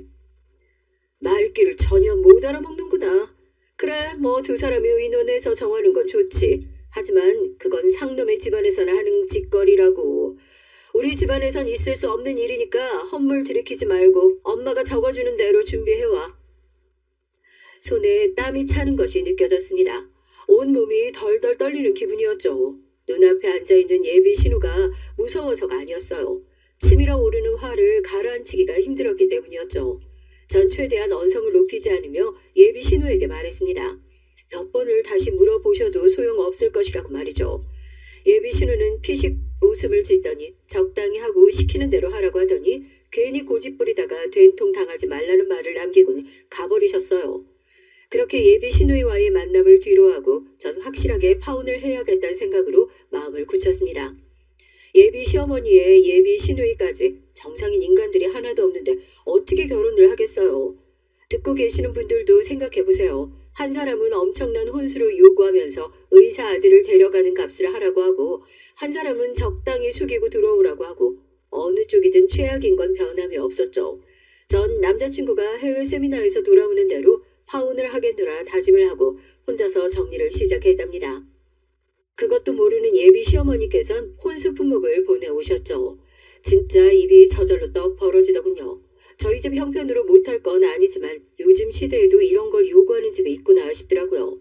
30평 이상의 아파트는 무조건 남자친구 명의로 해서 준비해 오라고 하는 건 물론이고 그 안에 들어가는 가전제품들도 빼곡하게 적혀 있었어요. 그중에 더 기가 차는 건 중간중간 같은 제품을 2개씩 3개씩 적어두기도 했다는 것이죠. 딱 봐도 예비 시어머니와 예비 시누이의 몫이었습니다. 그러면서 예물론 고작 진주 세트와 다이아몬드 세트가 전부더라고요. 예비 시어머니의 말에 의하면 자기도 시어머니에게 물려받은 것이라고 하면서 그 어떤 보석보다도 빛나고 의미 있는 것이니 다른 보석은 뭐가 더 필요하겠냐고 큰 소리를 치셨죠. 참 할 말이 없더라고요. 전 예비 시어머니의 헛소리를 묵묵하게 듣고만 있었습니다. 그저 남자친구가 돌아오기만을 기다리고 있었죠.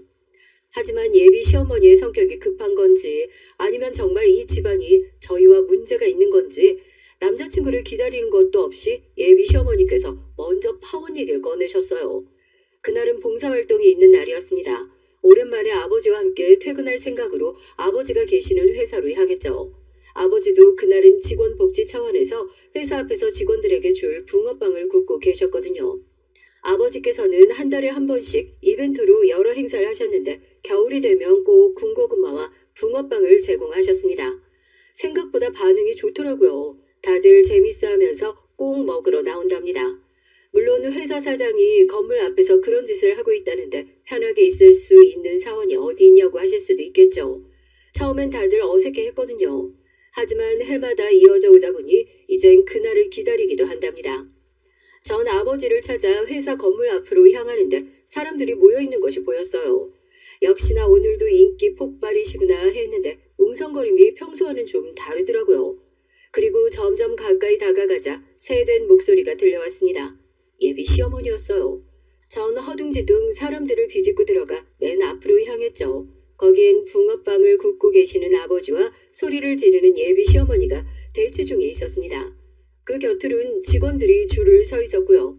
다들 이게 무슨 상황이야 하는 눈빛으로 자기들끼리 시선을 교환하고 있었어요. 그러다 저를 발견한 사람들이 반갑게 눈인사를 했지만 전 그럴 정신이 아니었답니다. 아버지, 이게 무슨 일이에요? 어머니는 여기를 어떻게 알고 오셨고요? 나 원참 고작 붕어빵이나 파는 주제 뭐 사업을 해? 그래, 붕어빵 사업도 사업이겠지. 우리 집안은 뭘로 보고 이렇게 감쪽같이 속일 생각을 해? 이 결혼 죽어도 못 시키니까 당장 엎어. 어머니께서 오해하시는 것 같은데요. 전 예비 시어머니에게 다가가 무슨 일인지 설명을 드리려고 했어요. 그런데 다짜고짜 예비 시어머니께서 제 뺨을 때리시는 것이 아니겠어요? 큰 소리가 울리고 입안에선 씁쓸한 피맛이 느껴졌습니다. 붕어빵을 굽고 계시던 아버지께선 들고 계시던 것을 바닥으로 내팽개치시곤 예비 시어머니 앞에 서서 이게 무슨 짓이냐고 소리를 지르셨어요. 예비 시어머니는 저를 때리신 것으로는 분이 풀리지 않으시는지 들고 있던 가방을 들어 절 때리려고 하셨고 아버지께서는 큰 소리로 그만두라고 호통을 치셨어요. 그 소리가 어찌나 큰지 예비 시어머니께서도 겁을 먹고 그 자리에서 아무것도 하지 못하시더군요. 아버지께서는 지금 누구에게 손을 대고 있냐며 화를 내셨고요. 감히 이것들이 짜고 우리 집안을 속여? 내가 이 잡것들 하나도 빠짐없이 다 고소할 테니까 각오해. 내가 결혼 사기로 교도소에 쳐넣어버릴 테니까. 제가 뭘 속였는데요? 제가 무슨 사기를 했는데요? 몰라서 물어? 사업을 한다는 집이 고작 붕어빵이야? 내가 집안이 마음에 안 들어도 그나마 사업한다고 해서 참고 받아줬는데 고작 하는 사업이 붕어빵? 장난해? 누가 그래요? 저희 아버지가 붕어빵 장사하신다고? 여기 떡하니 증거가 있는데 무슨 소리야? 우리 아들이 착해서 너 따위 년에 새치여에 이리저리 휘둘렸는지 몰라도 나는 아니다. 내가 다 봤는데.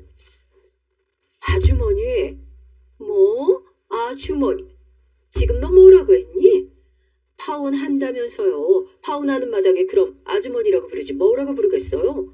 아주머니 귓구멍 열고 똑바로 들으세요. 여기 서 있는 직원들 중에 아무나 붙들고 물어보세요. 저희 아버지가 뭐 하시는 분인지. 예비 시어머니는 제가 당당하게 사람들을 가리키며 물어보라고 하자 한 걸음 뒤로 물러서곤 자신이 왜 그래야 하느냐고 물었죠. 저는 가장 가까이 있는 분을 붙들고 저희 아버지가 무슨 일을 하시느냐고 물었어요. 그 직원은 재밌다는 얼굴로 우리 회사 사장님이라고 대답했답니다. 또 다른 사람을 붙들고 같은 질문을 하더니 이번엔 이 건물 주인이라고 대답을 했죠. 직원들 대답이 이어지자 예비 시어머니의 얼굴은 하얗게 질려가기 시작했어요. 이런 상황을 상상해보지 않았겠죠. 전 그런 예비 시어머니에게 제대로 한 방을 날려주어야겠다 싶더라고요. 오늘 회사 복지 이벤트 하는 날로 아버지께서 직원들에게 붕어빵 구워주는 행사하시는 날이거든요. 그뿐인 줄 아세요? 동네 사람들도 와서 편하게 먹으라고 공짜로 나눠주고 계신답니다. 아주머니 봉사활동 이런 거 해본 적이 없어서 모르겠지만 우리 아버지가 지금 그걸 하고 계신다고요. 이 말이에요. 아시겠어요? 그럼 이 건물이 전부? 이 건물만 저희 아버지 것이겠어요? 아주머니 딸이 운영하고 있는 피부과 그 병원 건물도 우리 집안 작품인데 왜요? 더 얘기해줘요? 제 말이 이어지면 이어질수록 예비 시어머니의 얼굴은 사색이 되어갔어요. 그리고 예비 시누이의 병원이 아버지의 건물이란 얘기 앞에선 휘청거리더니 바닥으로 주저앉더군요. 전 그런 예비 시어머니를 위해서 내려다보며 사람이 마음을 곱게 써야 하는 것이라고 말했어요. 가진 것이 많을수록 베풀고 살아야 하며 상대방을 존중하는 자세가 필요하다는 말을 했죠. 하지만 예비 시어머니의 귀엔 아무것도 들리지 않는 것 같았습니다. 전 아버지의 팔짱을 끼곤 오늘은 붕어빵 장사를 그만 접는 것이 어떻겠냐고 말했죠. 아버지께선 잔뜩 굳은 얼굴로 가만히 제 팔과 널브러진 예비 시어머니를 바라보시더니 고개를 끄덕이셨어요. 그때였죠. 언제 일어나신 것인지 예비 시어머니가 제 팔을 덥석 붙들곤 얘기를 하자고 하더군요. 전 팔을 빼내며 할 말도 들을 말도 없으니 이만 가시라고 했어요. 하지만 예비 시어머니께선 잠깐이면 된다고 얘기를 좀 하자고 하더라고요. 아버지께서 그런 예비 시어머니의 팔을 뿌리치며 당장 자신의 딸에게 손을 떼라고 말씀하셨어요. 그러자 놀라운 일이 벌어졌죠. 그렇게 뻣뻣하던 예비 시어머니께서 저희 아버지 앞에 무릎을 꿇고는 자신이 큰 실수를 했으니 한 번만 너그럽게 봐달라고 하는 것이 아니겠어요. 전혀 생각지도 못한 전개, 전 할 말을 잃고 예비 시어머니를 바라봤습니다. 갑자기 무릎을 꿇다니요. 그것도 많은 사람들이 보는 앞에서 말이죠. 제가 사람을 몰라보고 함부로 말했네요. 정말 죄송합니다. 사돈, 너그럽게 한 번만 용서해 주시면 안 되겠습니까? 제가 말실수를 많이 하긴 했지만 아이들 서로 좋다고 하고 많이 아끼고 있다는 거 잘 압니다. 그러니까 딱 한 번만 눈 감고 받아주시면 안 되겠습니까? 여기서 이런다고 상황이 달라질 것 같아? 사람 많은 곳에서 이렇게 넙죽 엎드리면 내가 못 이기는 척 넘어갈 것 같으냐고? 그랬다면 사람 잘못 봤어. 난 내 자식이 내 체면보다도 중요한 사람이야. 내 귀한 자식 그따위 집구석엔 절대 못 보내니까 허튼 생각하지 말고 돌아가. 아버지께선 예비 시어머니의 눈물 앞에서도 단호하게 거절하셨습니다. 솔직히 전 마음이 조금 흔들렸거든요. 나이도 있으신 분이 이렇게 사과를 하신다는 것이 쉬운 일이 아니잖아요. 자존심 다 내팽개친 것이나 다름없는데 싶어서 마음이 흔들렸죠. 하지만 아버진 다르셨습니다. 그리고 놀랍게도 아버지의 생각은 적중하셨어요. 아버지의 말이 끝나자 예비 시어머니가 무릎을 툭툭 털고 일어나시더니 언제 눈물을 보였냐 싶은 얼굴로 어차피 저와 남자친구는 결혼할 텐데 이렇게 뻣뻣하게 나올 필요가 있겠냐고 했죠. 누가 그래요? 우리가 결혼한다고? 아주머니, 당신이 말했잖아요. 파혼. 그래봤자 우리 아들 아니면 안 된다고 하면서 다시 돌아올 게 뻔한데 우리 아들 같은 남자가 어딨다고 그래? 너희 같은 졸부집에서 우리 아들 같은 사위 없는 게 쉬운 일인 줄 알아? 우리 딸 같은 며느리도 쉽지 않지. 앞으로 다시 볼 일은 없을 테니 이만 끝내지. 여기서 더 하면 내가 어떻게 나올지 나도 모르겠으니까. 아버지의 경고가 제대로 먹히긴 했는지 예비 시어머니가 깜짝 놀라며 허둥지둥 자리를 벗어났습니다. 정말 이제 징글징글한 사람이구나 싶었어요. 남자친구는 세미나에서 돌아오자마자 저를 찾아왔습니다. 아무래도 얘기를 다 들은 모양이었어요. 집 앞까지 찾아온 남자친구는 한참을 가만히 있더라고요. 저 역시도 남자친구의 말을 기다리며 발끝만 보고 있었고요. 얼마의 시간이 흘렀을까 남자친구가 어렵게 입을 열었죠. 이대로 끝나는 게 맞는데 말이 잘 안 나오네. 알아. 그래도 해야지. 파혼. 그래, 파혼. 어머니의 누나까지 다 미안해. 너한테 가장 숨기고 싶은 모습이었는데 끝까지 이렇게 되네. 이해해. 당신이 왜 가족들을 소개시켜주고 싶지 않았는지. 남자친구는 무겁게 고개를 끄덕이고는 그동안 행복했다고 말하며 잘 지내라고 하고는 저를 꼭 안아주고 그대로 돌아서서 가버렸어요. 전 그런 남자친구를 가볍게 마주 안아준 걸 제외하곤 아무 말 하지 않고 그냥 멀어지는 뒷모습을 보고만 있었죠. 그렇게 전 남자친구와 파혼을 했습니다. 하지만 이대로 끝일 줄 알았는데 아니더라고요. 남자친구와 두 사람의 문제가 아닌 가족이 얽혀있는 부분이다 보니 마음 정리하는 게 쉽지 않았어요.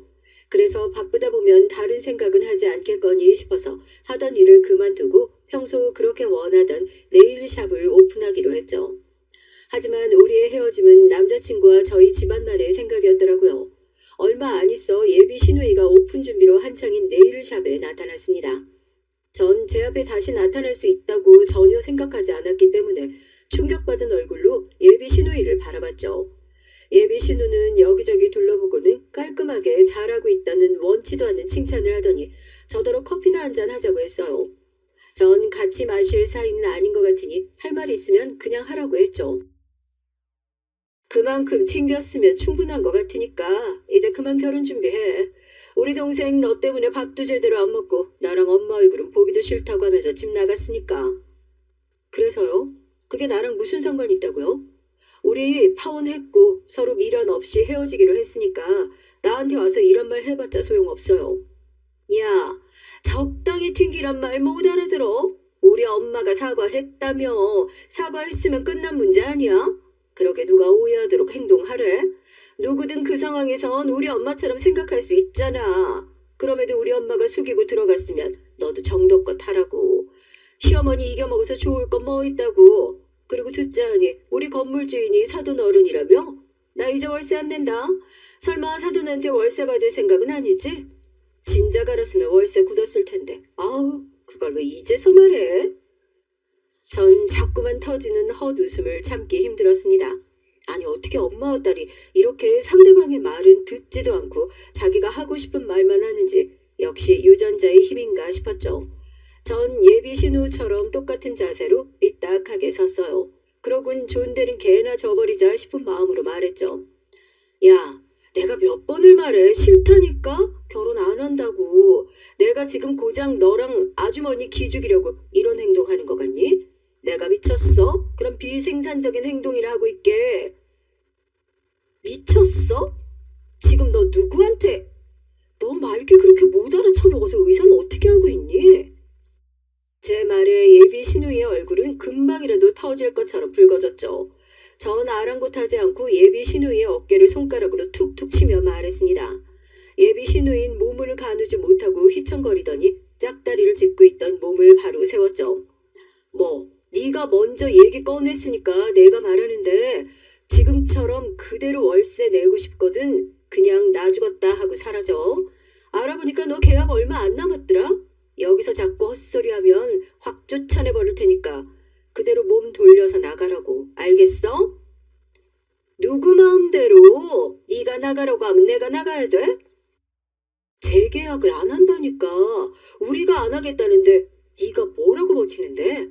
내 말 가볍게 듣지 마. 잘 운영하던 병원 날리고 싶지 않으면. 제 말에 예비 신우인 횡설수설하더니 허겁지겁 밖으로 나가버렸어요. 그 뒷모습이 얼마나 웃기던지 저도 모르게 큰 웃음이 터져 나왔죠. 남자친구와의 이별로 힘들었던 마음이 한없이 가벼워지는 순간이기도 했답니다. 물론 가끔이지만 아직도 남자친구가 생각이 나요. 함께 했던 것들이 너무 많은 탓이겠죠. 그래도 점점 무뎌지는지 처음만큼 슬프진 않네요. 언젠간 제게도 좋은 사람이 나타나겠죠. 그땐 이번 같은 일을 겪지 않았으면 좋겠네요. 끝까지 들어주셔서 정말 감사드립니다.